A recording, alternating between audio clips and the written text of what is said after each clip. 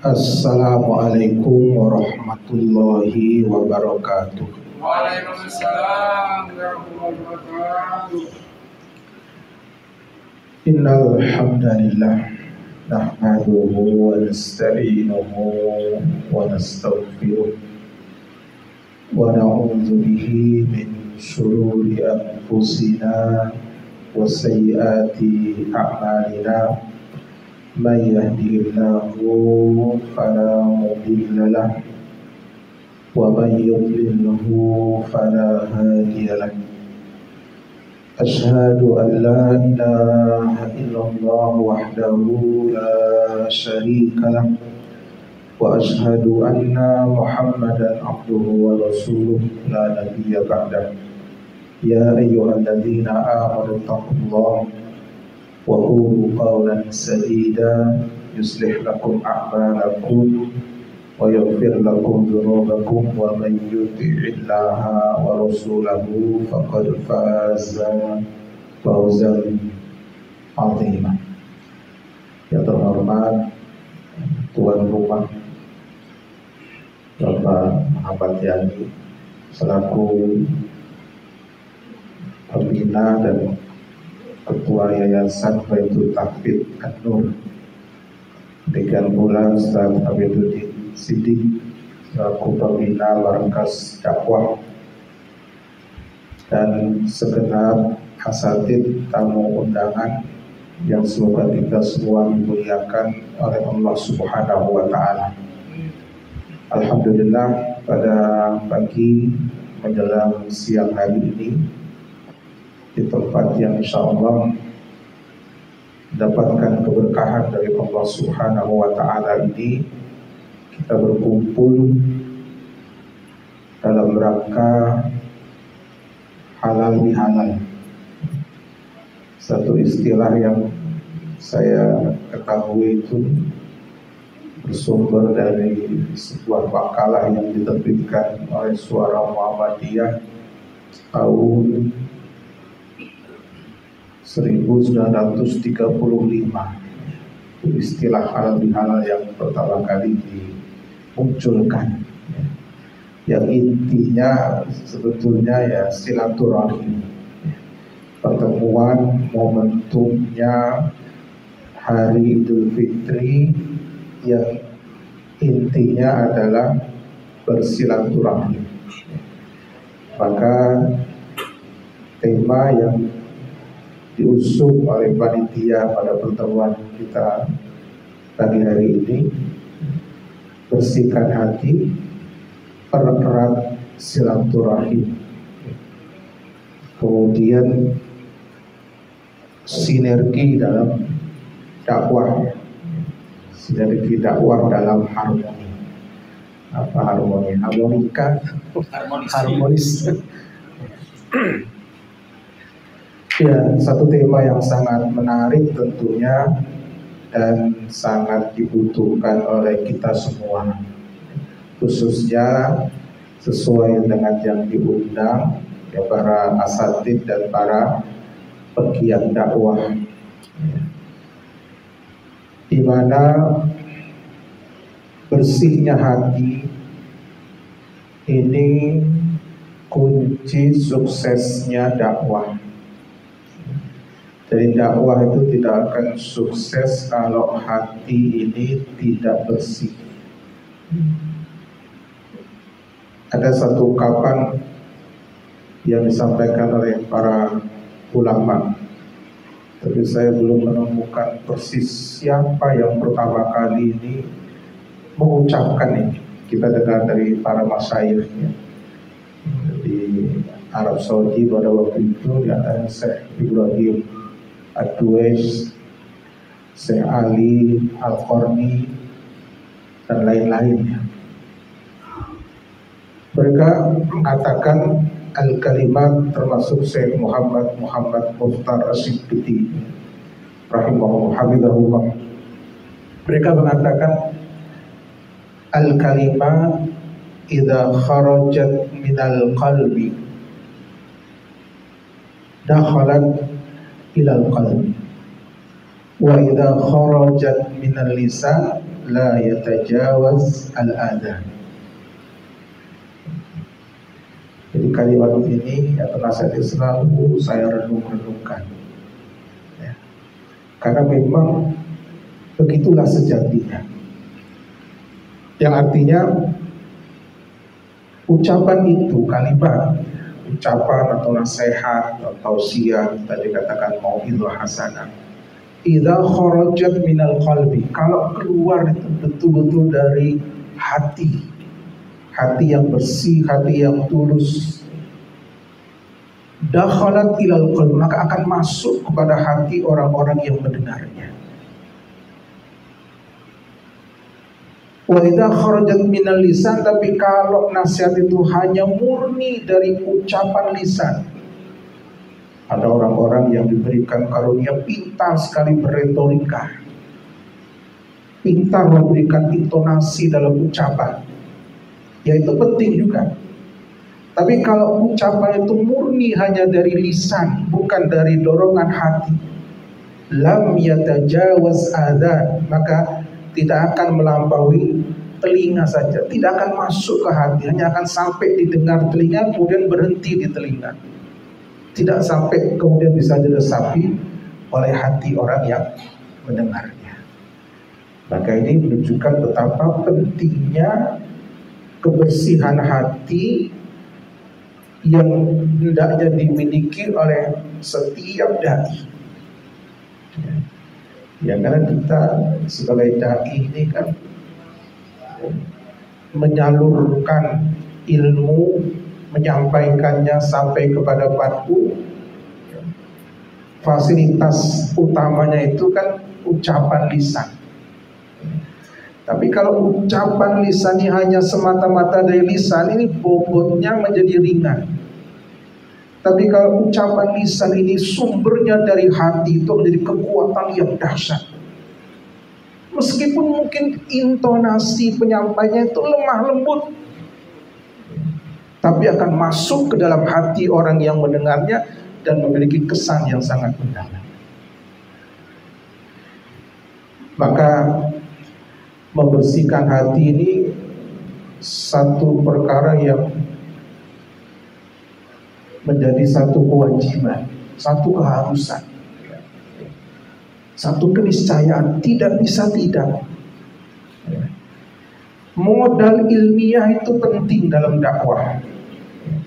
Hafal dalil, fikih waqi, fikih dalil itu penting.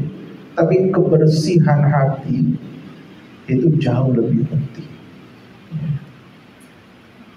Maka ini nasihat untuk diri saya pribadi dan juga untuk kita semua. Jadi bersihkan hati. Bagaimana kita membersihkan hati? Ya kita niati apa yang kita lakukan itu betul-betul lillah. Kita dakwah itu semata-mata lillah. Bukan dakwah li ajli muassasah, dakwah li ajli madrasah, dakwah li ajli hay'ah, bukan dakwah karena yayasan, karena sekolah, karena lembaga, karena badan, karena tidak. Tapi kita dakwah, kita menyuruh ud'u ila sabili rabbika, menyuruh karena kepada jalan Allah semata dengan keikhlasan lillah. Karena ini yang nanti akan membekas abadi. Dakwah kalau sudah dilakukan lillah, li ajlillah, ini akan abadi. Pernah satu ketika disebutkan oleh Imam Suyuti dalam kitab Tadribur Rawi, mengisahkan tentang ada orang yang ya semacam mengkritik Imam Malik bin Anas. Wahai Imam Malik bin Anas kan menulis buku namanya, menyusun hadis dalam sebuah kitab namanya Muwatta. Tanya, untuk apa engkau nulis Muwatta ini? Sudah banyak tulisan-tulisan semisal dengan ini. Apa kata beliau? maka lillahi yabqa. Jadi beliau tidak menggubris kritikan-kritikan yang sifatnya menggembosi tadi. Beliau tidak gubris itu. Beliau hanya mengatakan maka lillahi yabqa. Sesuatu yang ditulis, yang disampaikan, niatnya lillah, itu pasti akan abadi, akan membekas selamanya. Dan para ulama sepanjang zaman itu menjadi saksi. Buku-buku yang semisal dengan Muwatta Imam Malik itu tidak kita dapati sekarang ada di perpustakaan dimanapun. Tapi buku Muwatta Malik sampai hari ini dijadikan referensi, dan itu dipuji oleh para ulama. Imam Az-Zahabi dalam Syiar Al-Mubala itu luar biasa memuji. Imam Syafi'i saya mengatakan tidak ada kitab yang lebih sahih setelah Al-Quran daripada Muwatta bin Malik. Itu pengakuan Imam Syafi'i. Jadi kata kuncinya adalah sesuatu yang dilakukan lillah itu akan abadi. Apakah itu sifatnya dakwah bil lisan, apakah sifatnya menulis? Kalau sekarang ini ya media dakwah sudah macam-macam. Ada lewat online, ada YouTube, ada Facebook, ada TikTok. Jadi jangan TikTok dibuat joget-joget saja. TikTok dibuat ngamen online kan. Saya baru tahu tuh TikTok itu bisa untuk ngamen online itu. Kok di Transmart itu ada orang pinggir jalan tuh nyanyi-nyanyi bawa handphone itu apa? Oh ternyata sedang ngamen ya. Jadi orang bayarnya lewat koin-koin ketika like dan lain sebagainya di TikTok ya. Oh ternyata itu ngamen, tapi sudah ngamen masa kini, ngamen digital. Jadi kalau media-media itu digunakan untuk hal-hal yang buruk, ya akan membawa keburukan. Maka bagaimana kita kalau menggunakan media-media itu sebagai dakwah lillah, itu pun akan apa? Membersihkan hati. Yang kedua, mempererat silaturahim. Ikhwan billah rahimakumullah, ada banyak sekali manfaat daripada silaturahim. Salah nanti masing-masing akan saya beri hadiah buku yang hasil coret-coretan saya. Judulnya Indahnya Silaturahim. Mungkin ada sebagian yang sudah punya, ada sebagian yang belum punya. Yang belum punya bisa mendapatkan. Yang sudah punya mudah-mudahan sudah dibaca. Mudah-mudahan. Jangan sudah dapat tapi masih ada sampul plastiknya belum dibuka. Kadang-kadang asal itu saking sibuknya dapat buku sudah setahun itu masih mulus, belum dijamah, belum dibuka. Setidaknya silaturahim itu ada 16 ya. Dalam buku ini saya kumpulkan ada 16 fadilah yang didapatkan. Jadi nanti silakan baca sendiri poin-poinnya. Tapi ada beberapa poin yang ingin saya berikan garis bawah, bahwa silaturahim itu sebagai bukti baiknya kualitas iman seseorang. Jadi kalau orang itu tanda imannya baik itu dia senang silaturahim. Man kana yu'minu billah wal yaumil akhir falyasil rahimah.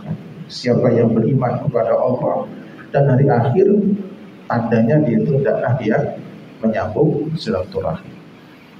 Bahkan dalam hadis riwayat Imam Al-Bazzar, Imam At-Tabrani, Nabi SAW bersabda, man sarrahu an yumadda lahu fi umrihi wa yuwassa'a lahu fi rizqihi wa yudfa'a anhu mitatasu falyattaqillaha wal yasil rahimah. Tidak seorang pun dari kita ini yang ingin meninggalnya su'ul khatimah.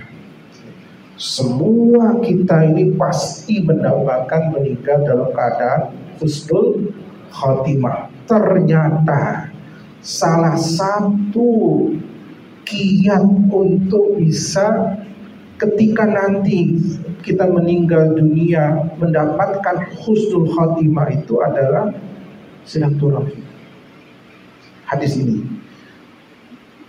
man sarrahu, barang siapa yang ingin yumaddalahu fi umrihi, dipanjangkan umurnya, maksudnya bukan dipanjangkan dari 50 jadi 60 tahun, meskipun juga ada pendapat seperti itu, tapi yang lebih tepat itu dipanjangkan, itu diberkahi umurnya. Umurnya tetap 50, tapi dengan 50 tahun dia bisa melakukan amal-amalan seperti orang yang berumur 60 atau bahkan 70 tahun, seperti Imam Ibnu Jauzi. Beliau punya karya, ada 2000 kitab yang beliau tulis, 2000 kitab, yang kalau 2000 kitab itu dibagi dengan umur hidup beliau, setiap hari sepanjang hidupnya itu beliau menulis 40 lembar sepanjang hayatnya kali umur beliau.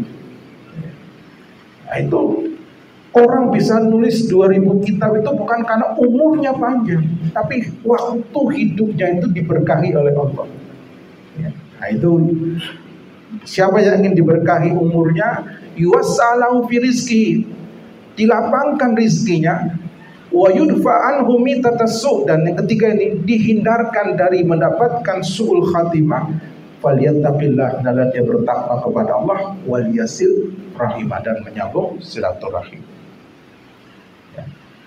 Yang ketiga, ada hadis dari Abu Hurairah riwayat Imam Al-Baihaqi, Nabi SAW ketika ditanya ma husnul khuluq,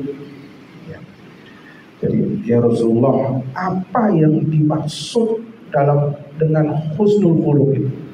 Jadi akhlak yang mulia itu intinya itu apa? Rasul menyebutkan 3. Yang pertama, silman qata'ak, sambung hubungan dengan orang yang memutuskannya dengan engkau.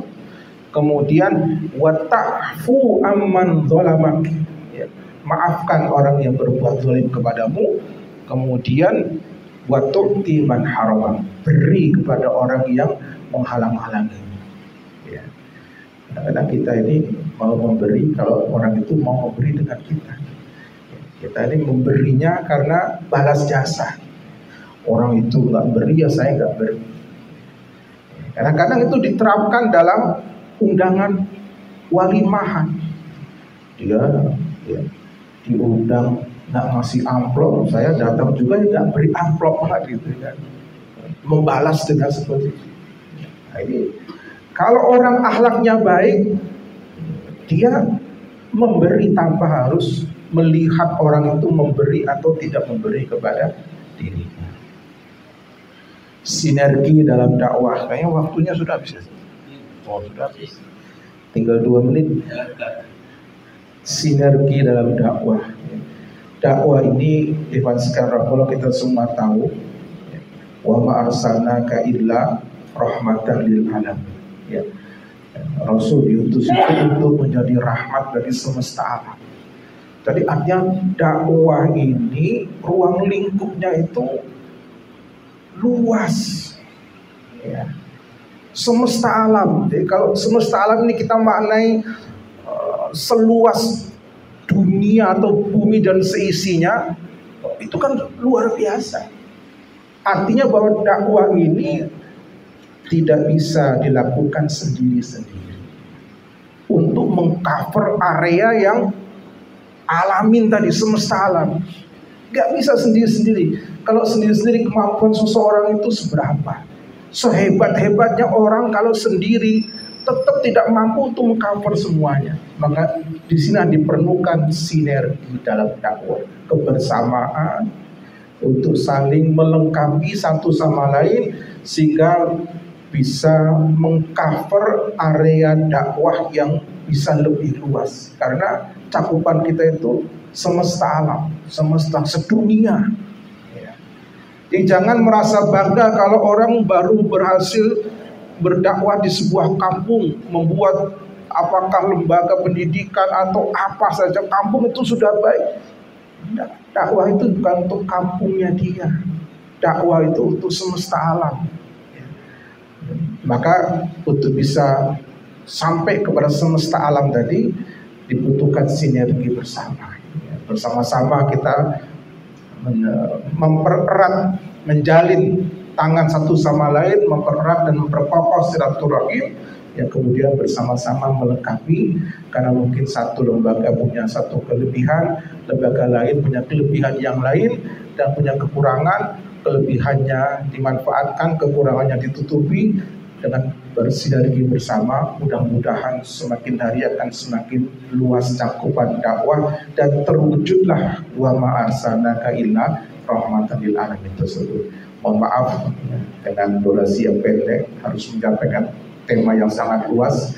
Itulah yang mungkin bisa saya sampaikan. Mungkin nanti bisa dikembangkan dalam diskusi dan ramah tamah setelah ini yang akan dipimpin oleh Ustaz Fadil di sini. Demikian, semoga bermanfaat. Billahi taufik. Assalamualaikum warahmatullahi wabarakatuh. Waalaikumsalam.